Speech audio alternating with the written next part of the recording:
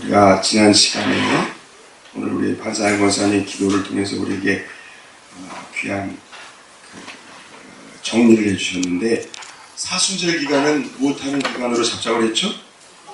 회개하는 기간으로 잡자고 했습니다. 그리고 무엇을 찍고? 마음을 찍고. 정말 이번 사순절 기간이 옷을 찍는 시간이 아니라 마음을 찍는, 마음을 찢으면 그 속에 정말 온갖 추하고 더러운 내가 생각지 않은 그런 것들이 다 쏟아져 나오죠. 그러기에 피와 같이 붉은 죄 없는 이가 없네라는 그 찬양이 정말 맞다는 걸 깨닫게 되고, 그래서 십자가의 공로로 눈과 같이 휘어지는 여러분들 되시길 바랍니다. 또한 마음을 찢을 뿐 아니라 두 번째, 제가 시간에는 그랬죠. 누구께로 돌아오라? 누구께로 돌아오라?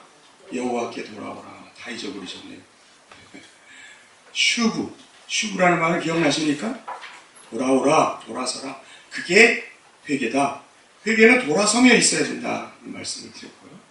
그리고 지난주에는 제가 이렇게 말씀드렸어요. 돌아서는, 여호와께 돌아서는 그 장소가 어딘가? 바로 그것이 한번 따라서 정의와 공의. 우리가 어느 자리로 돌아서야 되냐면, 그냥 여호와께로 돌아가는 눈물로서 회개가 아니라 하나님의 정의와 공의를 행하는 장소로 돌아와야 한다는 거예요. 오늘은 이제 이런 한번 질문을 드리고 싶어요. 한번 따라해 보시죠. 다른 길이냐? 무슨 길이냐? 반대 길이냐? 한번 따라해서. 회개는 다른 길이냐? 반대 길이냐? 여러분, 이 답을 얻으시길 주님의 이름으로 축원드립니다. 회개는, 결론을 얘기하면 회개는 다른 길로 가는 게 아니에요. 반대 길로 가는 겁니다. 반대길. 자, 오늘 말씀을 보면 이렇게 돼 있어요. 유대인들을 향해 하신 얘기입니다. 이게 유대인. 자기 딴에는 신앙생활 참 잘하고 매일 성경을 묵상하고 하루에 3번씩 기도하는 유대인입니다. 여러분, 이 사람들은 믿음이 없는 사람들이 아니에요. 네? 어떻게 보면 우리보다 더 신앙이 좋아요. 성경을, 이때는 성경이 책이 있었습니까? 없었습니까? 없죠. 그럼 어떻게 해요? 머리로 외우고 다니는 사람들이 이 사람들. 그리고 매주 살아는 그 신명기 말씀을 여기다 차고 문설주에 늘 갖고 있고 머릿속에 성경 구절로 살아가는 사람들입니다. 근데 그들을 향해서 주님께서 오늘 말씀에 보면 3번이나 한번 너희 죄 가운데 죽겠고 라는 말을 3번씩 해라고. 저는 이 구절을 보고 참 놀랐어요. 요한복음 8장 21절 너희가 나를 찾다가 너희 죄 가운데서 죽겠고 나의 가는 곳에는 너희가 오지 못하리라. 24절에도 이렇게 얘기하고 있죠. 이러므로 내가 너희에게 말하기를 너희가 너희 뭐 가운데서? 죄 가운데서 죽으리라 하였노라. 너희가 만일 내가 그인 줄 믿지 아니하면 너희 죄 가운데서 죽으리라. 참 무서운 말씀이죠. 이게 신앙생활을 안 하는 사람들을 향해 이런 얘기를 했다면 그냥 그렇구나, 그래, 믿음생활 잘해야지. 그런데 이게 신앙생활을 잘하고 어떻게 보면 우리보다 더 열심을 내는 그 유대인들을 향해 하신 주님의 말씀이라는 것을 생각하게 됩니다. 그럼 왜 이 말씀을 하셨는가? 이제 요한복음 8장의 21절 이하의 본문을 해석해보면 거기에는 3가지 유형의 사람, 2가지 유형의 전체적으로 봐서, 어디로부터 난 자? 아래에서 난 자. 여러분, 우리 23절 말씀 한번 읽어볼까요? 23절 말씀. 예수께서 이르시되 너희는 아래에서 났고 나는 위에서 났으며 너희는 이 세상에 속하였고 나는 이 세상에 속하지 아니하느니라. 여기 죄 가운데 죽는다는 말씀과 함께 너희들이 왜 죄 가운데 죽는지 아느냐? 바로 이거라는 거예요. 겉으로는 믿음 생활하지만 너희들은 죄 가운데 죽을 수밖에 없는 이유가 바로 너희는 어디에서 났고? 아래에서 났고. 또 어디에 속해 있다고요? 주님은 그러면 그 반대되는 사람은 어떤 사람입니까? 아래에서 난 것이 아니라 어디서 났어요? 위에서 났고. 세상에 속한 자가 아니라 세상에 속하지 아니하였다 됩니다. 결론적으로 얘기하면 47절 말씀하고 이제 주님이 이 말씀의 결론을 어떻게 내리냐 하면 47절 말씀 우리 한번 읽어볼까요? 47절 말씀. 하나님께 속한 자는 하나님의 말씀을 듣나니 너희가 듣지 아니하면 하나님께 속하지 아니함이로다. 아멘. 자, 하나님께 속하지 않은 자와 하나님께 속한 자를 얘기하고 있어요. 보세요. 아래로부터 난 자, 그렇죠? 아래로부터 난 자. 그리고 어디에 속한 자? 세상에 속한 자. 그러다 보니까 하나님께 속했어요, 안 속했어요? 속하지는 못했어요. 그러나 위로부터 난 자, 어디에 속하지 아니하고 세상에 속하지 않고 누구에게 속했다? 하나님께 속했다. 이 도식을 가지고 그림을 그리다 보면 두 개의 삶은 비슷한 삶입니까? 정반대의 삶입니까? 정반대의 삶이죠. 그래서 예수님이 그 요한복음 17장인가 18장쯤, 17장인가 14장쯤 가면 고별 기도를 할 때 그 제자들을 위해 이런 기도를 합니다. 하나님께, 하나님, 이들은 세상에 속하지 아니하였으므로 저들을 보호하시고 저들을 인도하여 주옵소서. 이런 조건을 달아요. 저들이 세상에 속하지 아니했다는 말을 2번인가 3번 반복하고 계세요. 여러분, 우리는 어떤 자가 되어야 된다? 어디로부터 난 자? 그리고 세상에 속하지 않은 자, 하나님께 속한 자가 되시길 주님으로 축원드립니다. 그럼 이 차이는, 이 경계선은 무엇일까요? 저는 이 경계선이 바로 요한복음 3장에 있는 니고데모에게 하신 말씀입니다. 너희가 무엇하지 아니하면? 너희가 거듭나지 아니하면 하나님 나라를 볼 수도 없고, 너희가 거듭나지 아니하면 하나님 나라에 들어갈 수도 없느니라. 자, 위로부터 났다는 뜻과 아래로부터 났다는 땅에 속함과 위에 난 자의 차이는 뭡니까? 바로 거듭남이죠. 전에 말씀드렸죠. 시의 시간이 중요해요? 사건 시간이 중요해요? 정말입니다. 신앙생활을 1년, 2년 한 사람도 사건 시간을 제대로 겪은 사람은요, 정말 먼저 된 자가 나중되고, 나중된 자가 어떻게 된다? 먼저 된다. 이게 신앙입니다. 이 사건 시간 속에서 가장 중요한 역사가 바로 회개와 함께 거듭남의 역사임을 기억하시기를 바랍니다. 여러분, 정말 회개와 거듭남을 통해 오늘 말씀처럼 위에서 난 자, 세상에 속하지 않은 자, 어디에게 속한 자? 하나님께 속한 이런 축복의 자녀들이 되시길 주님의 이름으로 축원드립니다. 그래서 이 말씀과 함께 또 하나 중요한 말씀이 있어요. 아브라함의 자손이란 말이 아주 오늘 말씀에 중요하게 나옵니다. 자, 예수님께 할 말이 없으니까 이 사람들이 33절에 보면 이런 얘기를 합니다. 그들이 대답하되 우리가 누구의 자손이다? 아브라함의 자손이다. 예? 유대인들은요, 할 말이 없으면 나는 아브라함의 자손인데, 혹시 이 말씀을 가지고 우리가 오늘날 우리 현대로 보면 난 그래도 교회 다니는데, 정말 죄송하지만 그런 표현과 거의 비슷한 거예요. 아브라함의 자손인데 하고 33절에 얘기합니다. 그랬더니 37절 예수님이 이렇게 말씀하십니다. 우리 37절, 38절 우리 함께 읽겠습니다. 나도 너희가 아브라함의 자손인 줄 아노라. 그러나 내 말이 너희 안에 있을 곳이 없으므로 나를 죽이려 하는도다. 나는 내 아버지에게서 본 것을 말하고 너희는 너희 아비에게서 들은 것을 행하느니라. 아멘. 아브라함의 자손인데 감히 당신이 우리한테 어떻게 이럴 수가 있어? 그랬더니 주님께서 이러는 거예요. 그래 혈통으로 아브라함의 자손인 건 알아. 그런데 미안한 얘기지만 하나님의 말씀이 너희 안에 거할 곳이 없잖아. 거할 곳이 없잖아. 그리고 나를 죽이려 하잖아, 예수님. 그랬더니 이번에는 아브라함의 자손이라고 하지 않고 우리 아버지가 누구라고요? 39절에 보면 이제 이렇게 얘기합니다. 우리 아버지는 누구라고요?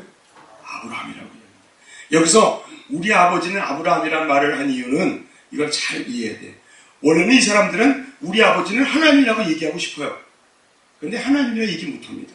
이건 신성 모독이거든요. 하나님은 우리의 왕이요, 우리의 주인이지 그분이 아버지로 다가오진 않아요.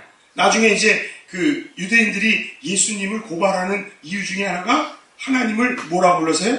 아버지라고 불러서 자기들은 이제 우리 아버지는 아브라함이다. 이 말 속에는 바로 우리 아버지는 하나님이라는 거예요. 하나님이라는 거예요. 그랬더니 39절 그 뒤에 보면 이렇게 되어 있습니다. 예수께서 이르시되 너희가 아브라함의 자손이면 아브라함의 행함이를 할 것 이거네. 지금 하나님께 들은 진리를 너희에게 말한 사람이 나를 죽이려 하는도다. 아브라함은 이렇게 하지 아니하였느니라. 그러면서 더 무서운 말씀을 합니다. 조금 아까 우리 아버지는 누구라고 39절에 고백하고 있죠. 유대인들이 아브라함. 44절에 보면요. 44절에 정말 무서운 말씀입니다. 44절 우리 함께 읽겠습니다. 너희는 너희 아비 마귀에게서 났으니 너희 아비의 육심을 그대 너희도 행하고자 하느니라. 그는 처음부터 살인하지 않아 진리가 그 속에 없으므로 진리에 서지 못하고 거짓을 말할 때마다 제 것으로 말하거늘 이는 그가 거짓말장이요 거짓의 아비가 되었습니다. 47절 하나님께 속한 자는 하나님의 말씀을 듣느니 너희가 듣지 않으면 하나님께 속하지 아니하였습니다. 자, 하나님께 속하지 않은 사람, 하나님께 속하지 않은 사람, 즉 말씀을 듣지 않는 사람의 아비는 누구라고요? 누구라고요? 마귀라는. 이 결론이 이렇게 나와요. 아주 무서운 일이 나옵니다.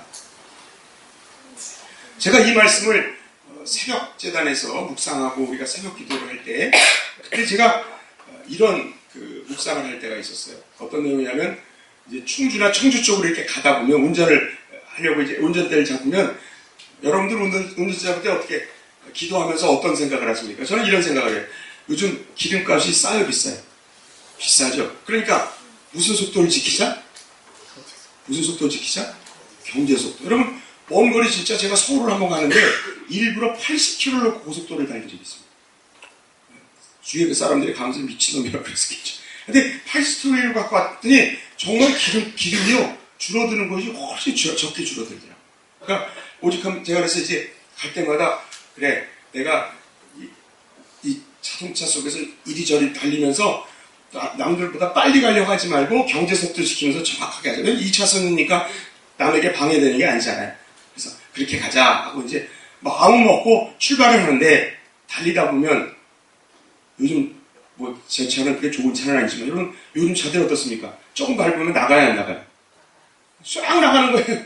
그러다가 또 한자가 옆으로 딱 추월하고 나면 추월했어? 그러면서 다시 속도를 내기 시작하고 뒤죽박죽이 돼버리는 거예요. 제가 뒤죽박죽이 돼버리는 거예요. 그래서 다시 아니지 이러면 안 되지. 내가 경주 속도를 지키고 정말 천천히 정말 그걸 해야지. 그리고 이제 달려갑니다. 그러다가 제가 문득 이런 생각을 했어요. 신앙도 이와 같은 것이 아닐까? 신앙도 하루를 시작하기 전에 여러분들 어떤 묵상을 하십니까? 오늘 하루는 누구의 뜻대로? 하나님의 뜻대로 하나님의 말씀을 지키면서 남들과 경쟁하지 않고 하나님 말씀대로 뜻대로 살아야지. 그리고 시작을 합니다. 여러분 바쁘게 세상에 돌아가다 보면 하나님의 뜻대로 살기가 쉬워요, 어려워요? 남들 잘 되는 거 보면 남들 바쁘게 일하는 거 보면 여러분 말씀대로 살기가 쉬워요, 어려워요? 어렵죠. 그러니까 우리 신앙이 흐트러지기 시작합니다.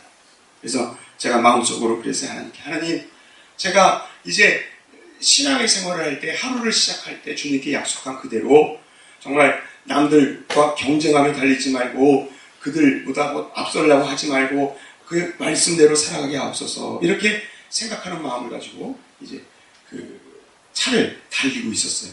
충주를 가는 길이었을 겁니다. 충주를 가고 있었어요. 근데 갑자기 제 마음속으로 깊은 감동이 오면서 하나님의 제 뒤통수, 저는 뒤통수를 때리듯이 하나님이 저에게 주신 말씀이었어요. 한번 따라해 보시죠. 얘야, 그 차선이 아니라 나는 반대 차선으로 달리기를 원한다. 이렇게 말씀하시는 거예요. 그 세상 사람들과 함께 경쟁하면서 거기서 그 차선으로 달리는 것을 원하는 것이 아니라 주님은 반대 차선을 향해 달리는 것을 원한다 말씀하시는 거예요. 무슨 뜻일까? 무슨 뜻일까? 여러분, 신앙생활은 세상 사람들과 같은 차선을 달리는 걸까요? 반대 방향을 향하는 반대 차선을 달리는 걸까요? 반대 차선이? 근데 자신있게 대답하지 못하는 걸 보면 어떤 분들은 이거 반대 차선으로 괜히 얘기했다. 여러분, 신앙은 그 차선에서 세상 사람들과 함께 그 방향을 향해 달리는 것이 아니라 결론은 어느 차선? 반대 차선을 달리는 것이 신앙임을 믿으시기를 바랍니다. 제가 왜 이 말씀을 드리냐면요. 그 묵상하는 가운데 제가 정확하게 저는 에밀 브루너라고 기억하고 있는데 어느 신학자가 회개를 이렇게 설명한 적이 있어요. 그때는 제가 그 신학자의 얘기를 글을 보고 별로 그렇게 감동을 안 받았는데 요번에 제가 그 의미를 알겠어요. 그 신학자가 이런 얘기를 하고 있어요. 북쪽으로 달리던 기차가 있었습니다. 북쪽을 향해 달리던 기차가 있었어요.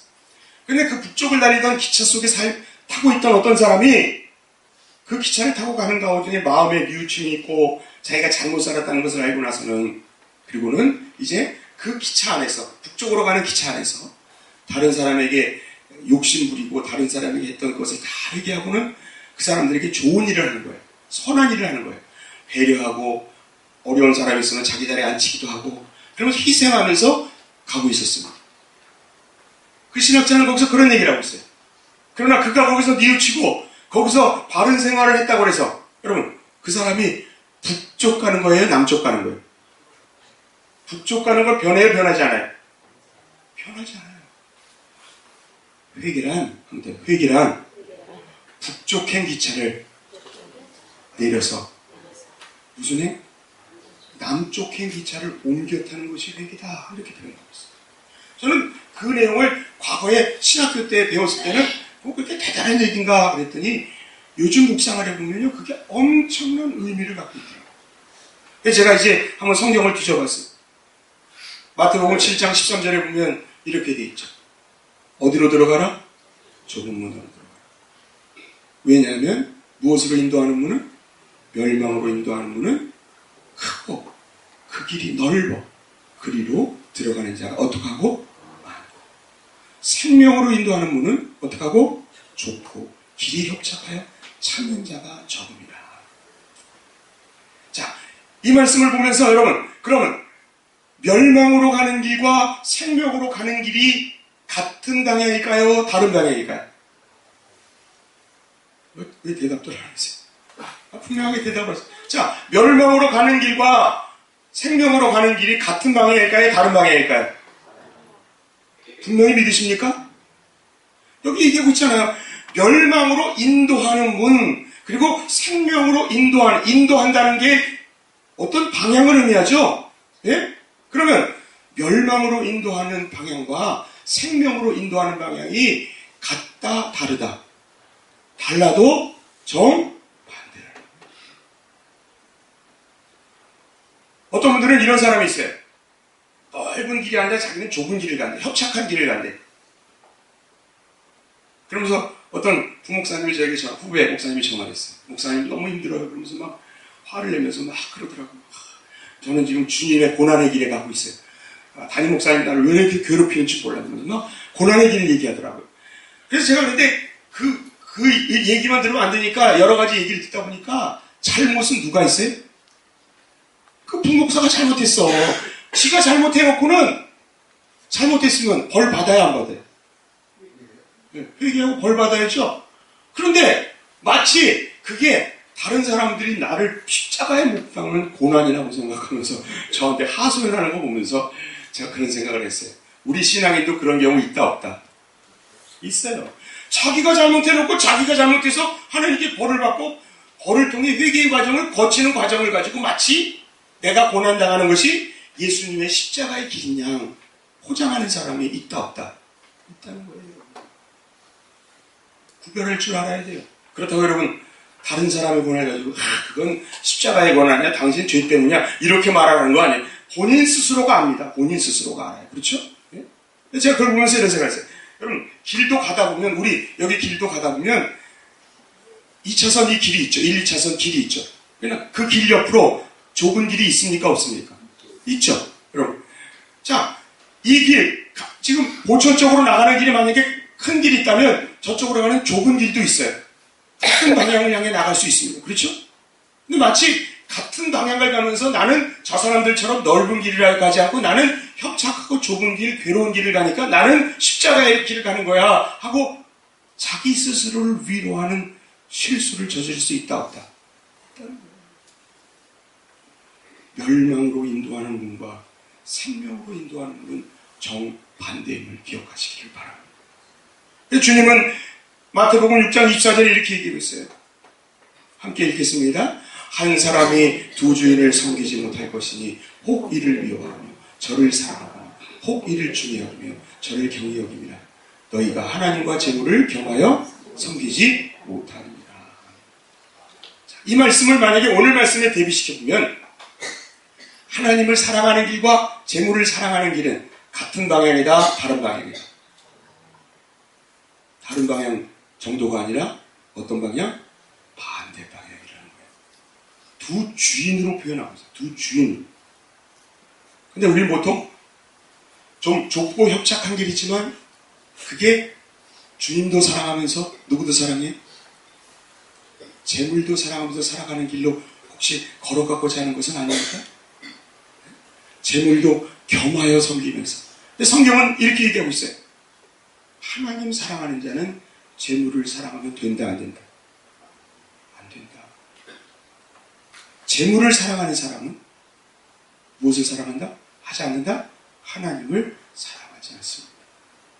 그것은 아주 극명으로 부자가 천국 들어가는 것은 낙타가 어디? 바물길 들어가는 것보다 힘들다고 말씀하고 있잖아요. 여러분, 우리가 좀 더 솔직해지자. 전에 바른교회 아카데미의 주제가 이런 거였습니다. 돈과 하나님, 만몬과 하나님. 그것을 가지고 언젠가 제가 설교하겠지만 거기에 결론은 이런 거였어요.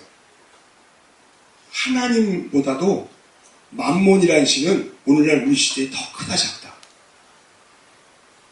자, 하나님의 능력보다 오늘날 우리에게 미치는 영향은 돈이 크다 작다. 얼마나 크다.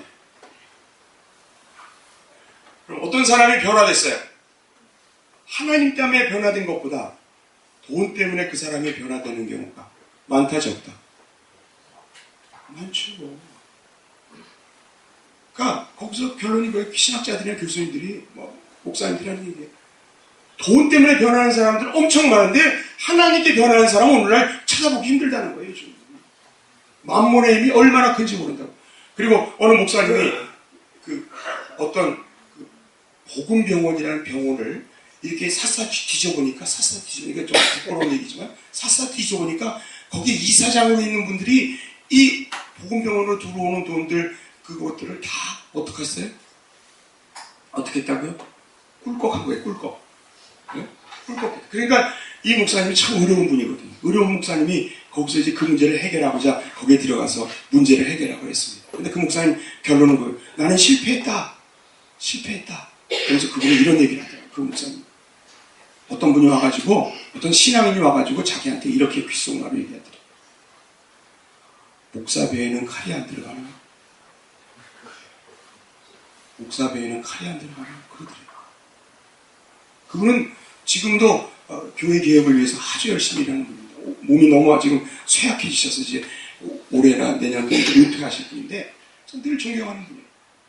여러분, 돈이 사람을 변화시키는 것이 하나님이 사람을 변화시키는 것보다 더 놀랍고 더 무섭게 변한다는 이 시대의 상황. 여러분, 솔직히 얘기해서 우리는 하나님을 섬깁니까? 재물을 섬깁니까? 우리가 하나님을 섬긴다 하지만 돈 때문에 내가 변화되기 쉬운가? 하나님 때문에 변화되기 쉬운가? 우리 스스로를 물어보면 만약 하나님 때문이라는 결론이 되어 있다면 미안한 얘기지만 우리는 아직도 하나님보다 무엇을 섬겨요? 재물을 섬기는 자임을 기억하시기를 바랍니다. 로마서 12장 1절에 봐도 이렇게 되어 있습니다. 그러므로 형제들아 너희 몸을 하나님이 기뻐하시는 거룩한 산제물로 얻으리라. 이는 너희가 드릴 영적 예배니라. 2절 우리 함께 읽겠습니다. 너희는 이 세대를 본받지 말고 오직 마음을 새롭게 함으로 변화를 받아 하나님의 선하시고 기뻐하시고 온전한 뜻이 무엇인지 분별하도록 하라. 아멘. 자, 여러분 여기 이렇게 있어요. 이 세대를 어떻게 하지 말고 이게 같은 방향을 가라는 거예요? 다른 방향 가라는 거예요? 반대 방향 가라는 거예요. 반대 방향.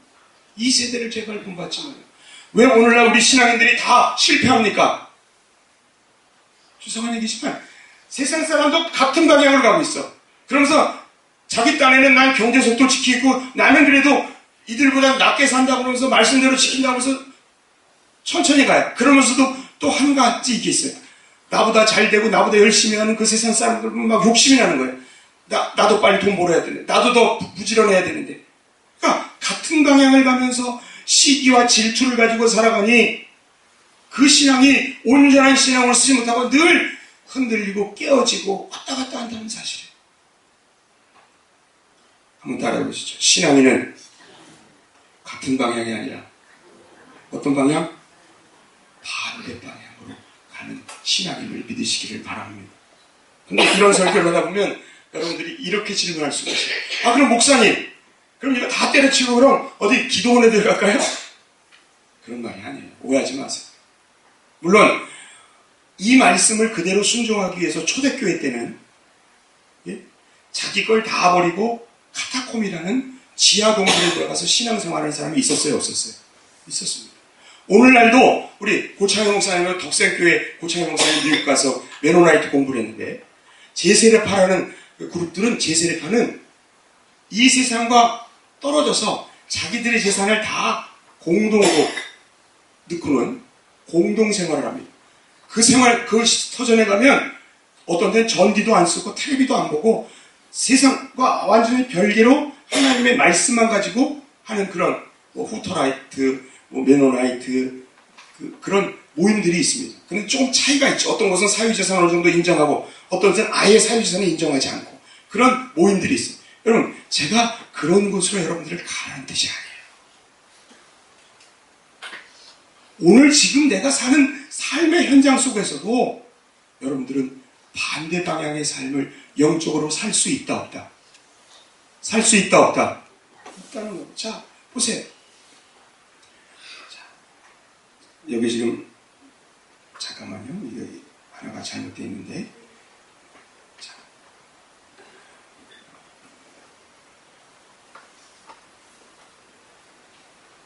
이게 아니에요. 요한이, 세례 요한이 이런 얘기를 합니다. 요한이 세례받으러 나오는 무리에게 이르되 독사의 자식들아 못에 합당한 열매 회개한 합당한 열매로 속으로는 아브라함이 우리 조상이라 말하지 말라. 내가 너에게 이르노니 하나님이 능히 이 돌들로도 아브라함의 자손이 되게 하시리라. 주님과 똑같은 말씀하셨어요. 근데 그때 이제 세례 요한을 향해서 그럼 어떻게 우리가 살아야 합니까? 10절부터 우리 함께 읽겠습니다. 무리가 물어 이르되 그리하면 우리가 무엇을 하리까? 대답하여 이르되 옷 2벌 가진 자는 옷 없는 자에게 나눠줄 것이요 먹을 것이 있는 자도 그렇게 할 것이니라 하고. 세계와는 아주 소박하게 반대 방향으로 가는 길을 이렇게 했어요. 어디 가서 SNF처럼 어디 가서 기도원 공동체를 만들고 따로 살라는 게 아니라 성경은 예수님은 그런 삶을 우리에게 요구하고 있지 않아요. 이 땅에서 하나님의 정의와 공의를 베푸는 가난한 자를 위한 삶을 살아갑니다. 여러분, 이것이 하나님이 기뻐하는 반대 방향임을 믿으시기를 바랍니다. 또한 12절에 이렇게 얘기합니다. 그럼 세리들이 왔어요. 세리들도 12절 우리 함께 읽겠습니다. 세리들도 세례를 받고자 하여 와서 이르되 선생이여 우리는 무엇을 하리까 하매 이르되 부가 된 것 외에는 거두지 말라. 이 당시 세리들이 어떤 사람들이었습니까?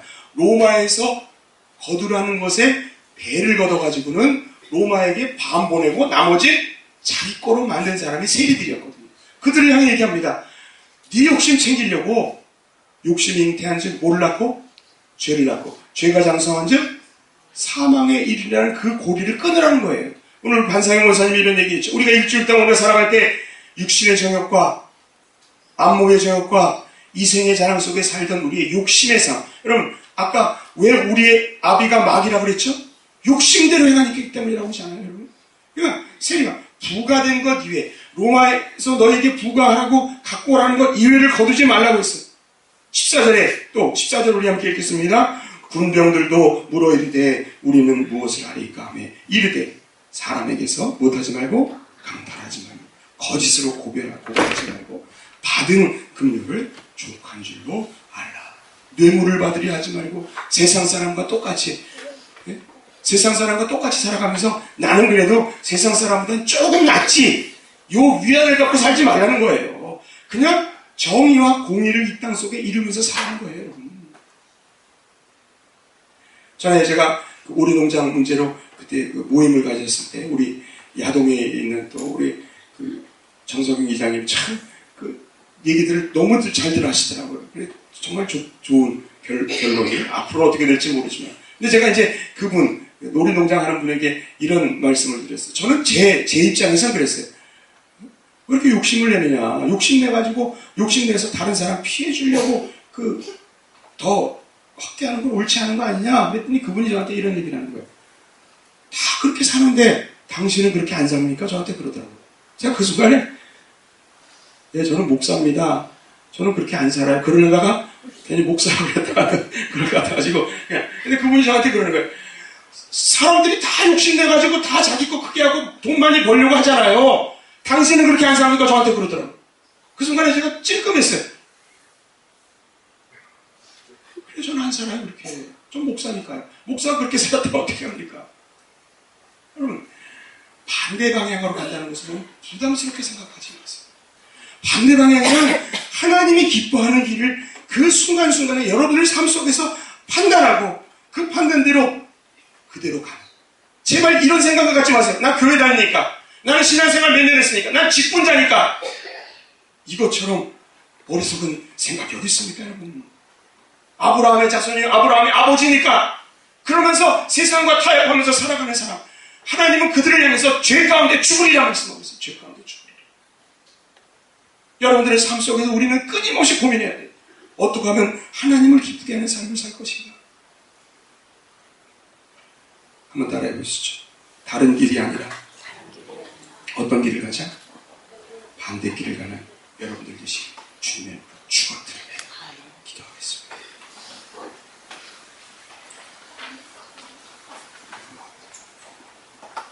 사랑하는 주님, 오늘도 주님의 귀한 말씀 속에서 아래로 난 자와 위로 난 자, 세상에 속한 자와 세상에 속하지 아니한 자, 하나님께 속한 자와 하나님께 속하지 않은 자의 분명한 대조를 우리에게 알려주시니 감사합니다. 주님의 기뻐하는 길은 세태를 본받으며 그 세상과 함께 걸어가는 것이 아니라 반대 방향을 향해 걸어가는 길을 고백합니다. 주님 우리에게 지혜를 허락하여 주시옵소서. 나의 삶 속에서 정말 욕심이 대죄를 갖고 죄가 장성하여 사망을 이루는 육신의 노역과 안목의 죄역과 이생의 자랑 속에 허우적거리며 살아가는 그 사슬을 끊고 주님 나는 아브라함의 자손이요 아브라함이 하나님이 나의 아버지라는 그 위로와 그 핑계와 그 가면 속에 살아가는 어리석은 자가 아니라 나에게 주어진 삶 속에서 정말 하나님이 기뻐하는 삶이 무엇인지를 세상의 빛된 사명이 무엇인지를 판단하고 그대로 행동하는 아름다운 성도들, 회개하는 성도들 될 수 있도록 인도하여 주시옵소서. 이 모든 말씀 주 예수 그리스도를 받들어 간절히 기도드리옵나이다.